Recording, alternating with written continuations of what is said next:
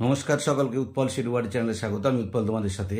আজকের ভিডিওতে আমরা ক্লাস 5 এর লেসন 7 দ্য রিবেল পোয়েট এই গদ্যাংশের প্রথম পাঠটির প্রতিটি লাইনের বাংলা অনুবাদ ও বিশ্লেষণ করব। তার সাথে সাথে অ্যাক্টিভিটি 1 অ্যান্ড অ্যাক্টিভিটি 2 এই দুটি অ্যাক্টিভিটির উত্তর নিয়ে ডিটেলস আলোচনা করব। তাই তোমরা ভিডিওটা স্কিপ না করে অবশ্যই প্রথম থেকে শেষ পর্যন্ত দেখবে। আর যারা চ্যানেলটা প্রথম দেখছো তারা অবশ্যই চ্যানেলটা সাবস্ক্রাইব করে পাশে থাকা বেল বাটনটা প্রেস করবে, যাতে পরের ভিডিওগুলো আপলোড করার সাথে সাথে তোমাদের কাছে নোটিফিকেশন পৌঁছে যায়।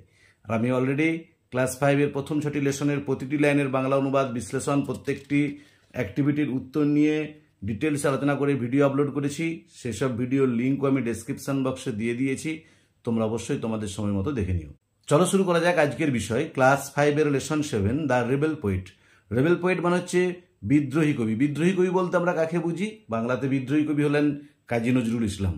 দেখো, মূল গদ্যাংশটা শুরু করার আগে এখানে একটা রাইম দেওয়া আছে, সেটা বলেছে let's Singh an inspiring song together. চলো আমরা একসঙ্গে একটা সমবেতভাবে একটা ইন্সপায়ারিং, যেটা আমাদেরকে অনুপ্রাণিত করবে, অনুপ্রেরণামূলক গান একটা একসঙ্গে গাই। We shall overcome, we shall overcome. আমরা এই গানটা শুনেছি, আমরা করব জয়, আমরা করব জয়।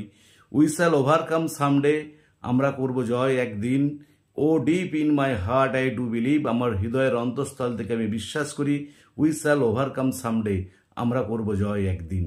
দেখো, এরপর আমরা মূল গদ্যাংশে প্রবেশ করব। দেখো কি বলা আছে, Pritam is a student of class 5। Pritam হলো ক্লাস 5 এর একজন ছাত্র। He returns home from school, সে স্কুল থেকে বাড়ি ফিরেছে। অল এক্সাইটেড, প্রচন্ড উত্তেজিত হয়ে। He finds his father reading a newspaper, সে দেখলো তার বাবা একটা সংবাদপত্র পড়ছে। দেখো কি বলছে Pritam, father guess what happen today, বাবা আন্দাজ করে বলো তো আজ কি ঘটেছিল। ফাদার তখন বলছে হোয়াট ডিয়ার, কি প্রিয়, যে কি ঘটেছে প্রিয়।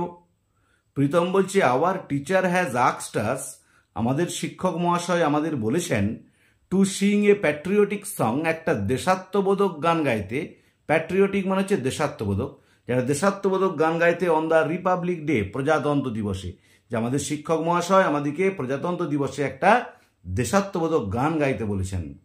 ফাদার বলছে which song are you going to sing son, আচ্ছা বাসা তোমরা কোন গানটা গাইতে চলেছ বা তোমরা কোন গানটা গাইবে।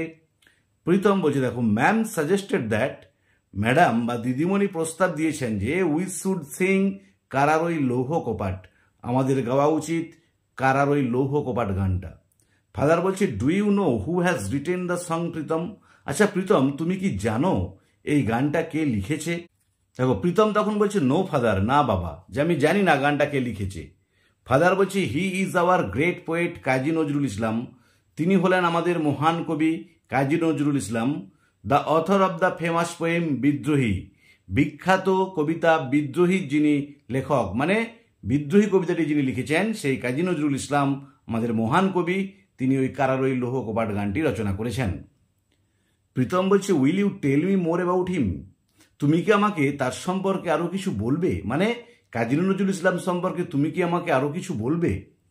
ফাদার বলছে দেখো, he was born at a time, তিনি জন্মগ্রহণ করেছিলেন একটা সময়, when India was under the British rule, যখন ভারত ছিল ব্রিটিশ শাসনের অধীনে।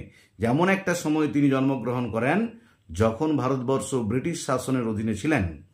থ্রু হিজ রাইটিংস, তার লেখার মধ্য দিয়ে, মানে তিনি যে গান বা তিনি যে কবিতা লিখে গেছেন তার মধ্য দিয়ে, হি ইন্সপায়ার্ড, তিনি অনুপ্রাণিত করেছিলেন। ইন্সপায়ার্ড মানে মোটিভেটেড, অনুপ্রাণিত করা।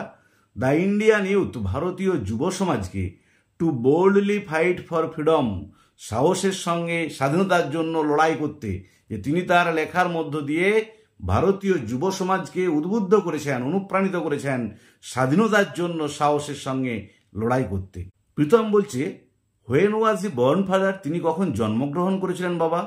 দেখো তখন ফাদার বলছে হি ওয়াজ বর্ন অন 24 মে 1899, তিনি জন্মগ্রহণ করেছিলেন 1899 খ্রিস্টাব্দের 24শে মে, in the village of Churulia, Churulia গ্রামে। যে 1899 খ্রিস্টাব্দের 24শে মে তিনি চুরুলিয়া গ্রামে জন্মগ্রহণ করেছিলেন। দিস ওয়াজ নিয়ার আসানসোল, এটা ছিল আসানসোলের নিকট। In the Burdwan district of undivided Bengal, অবিভক্ত বাংলার বর্ধমান জেলায় অবস্থিত।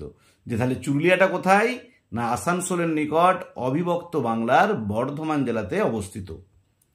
অ্যাজ এ চাইল্ড, শিশু হিসাবে, হি ওয়াজ অ্যাট্রাক্টেড টু, তিনি আকৃষ্ট হতেন, তিনি আকৃষ্ট ছিলেন টু ফোক থিয়েটার, লোকনাটকের প্রতি, যে শিশু বয়স থেকেই কাজী নজরুল ইসলাম লোকনাটকের প্রতি খুবই আকৃষ্ট ছিলেন।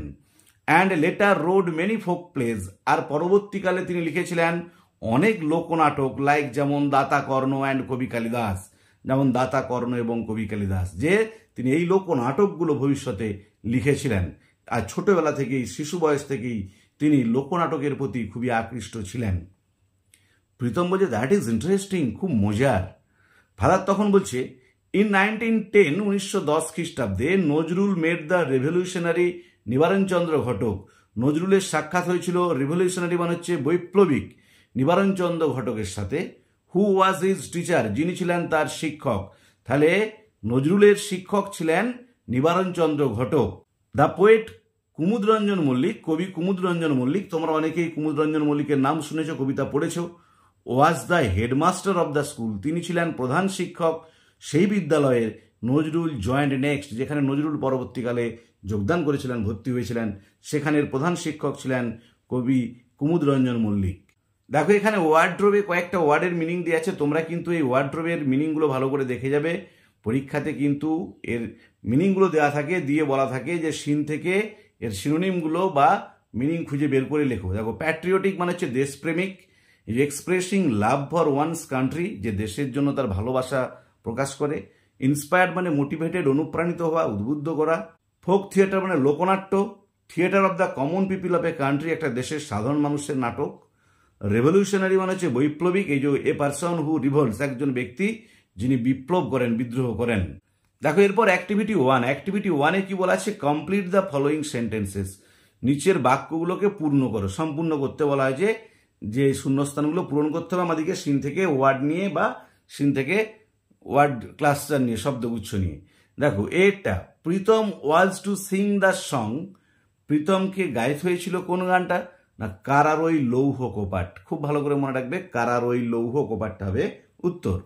বিয়েটা দেখো, নজরুল ওয়াজ বর্ন, নজরুল জন্মগ্রহণ করেছিলেন in the village of Churulia, Churulia গ্রামে, তাহলে উত্তর হবে দ্য ভিলেজ অফ চুরুলিয়া।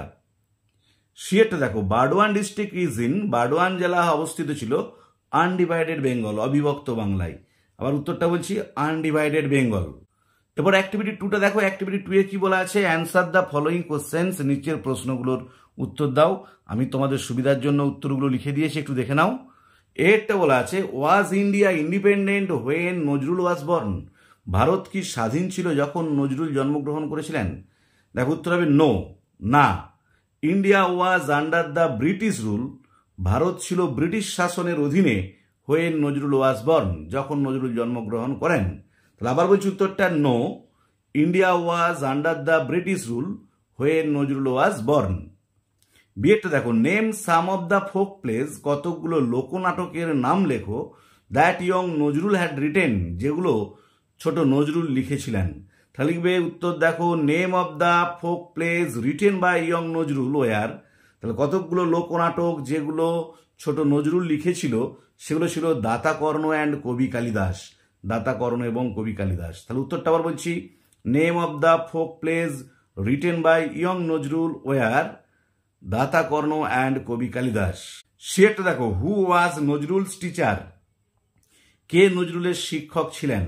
দেখো উত্তর হবে নিবারণচন্দ্র ঘটক ওয়াজ নজরুলস টিচার, নিবারণচন্দ্র ঘটক ছিলেন নজরুলের শিক্ষক। আবার বলছি নিবারণচন্দ্র ঘটক ওয়াজ নজরুলস টিচার।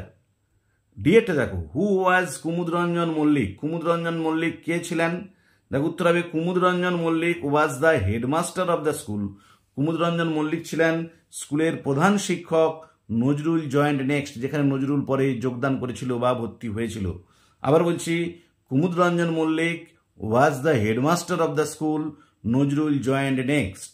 তাহলে আজকের ভিডিওতে আমরা ক্লাস 5-এর লেসন 7 দ্য রেবেল পোয়েট এই গল্পের প্রথম দুটি পাতা অর্থাৎ পেজ নম্বর 75 এবং 76 এই দুটি পাতার প্রতিটি লাইনের বাংলা অনুবাদ ও বিশ্লেষণ করলাম এবং তার সাথে সাথে অ্যাক্টিভিটি 1 এবং অ্যাক্টিভিটি 2 এই দুটি অ্যাক্টিভিটির উত্তর নিয়ে ডিটেলস আলোচনা করলাম। ভিডিওটা ভালো লেগে থাকলে অবশ্যই লাইক শেয়ার ও কমেন্ট করে জানাবে, আর যারা চ্যানেলটা প্রথম দেখছো তারা অবশ্যই চ্যানেলটা সাবস্ক্রাইব করে পাশে থাকা বেল বাটনটা প্রেস করবে, যাতে পরের ভিডিওগুলো আপলোড করার সাথে সাথে তোমাদের কাছে নোটিফিকেশন পৌঁছে যায়। আর আমি অলরেডি ক্লাস 5-এর প্রথম 6টি লেসনের প্রতিটি লাইনের বাংলা অনুবাদ বিশ্লেষণ অ্যাক্টিভিটির উত্তর নিয়ে ভিডিও আপলোড করেছি, সেসব ভিডিওর লিঙ্ক আমি ডিসক্রিপশন বক্সে দিয়ে দিয়েছি। এছাড়াও ক্লাস 5-এর উপযুক্ত আর্টিকেলের ব্যবহার, প্রিপোজিশনের ব্যবহার, নাউনের প্রকারভেদ, সাবজেক্ট ভার্ব এগ্রিমেন্ট বা সাবজেক্ট প্রেডিকেট নিয়ে অলরেডি ভিডিও আপলোড করেছি। সেসব ভিডিওর লিঙ্ক আমি ডিসক্রিপশন বক্সে দিয়ে দিয়েছি। তোমরা অবশ্যই তোমাদের সময় মতো দেখে নিও। ভালো থেকো, ধন্যবাদ, দেখা হবে পরের ভিডিওতে।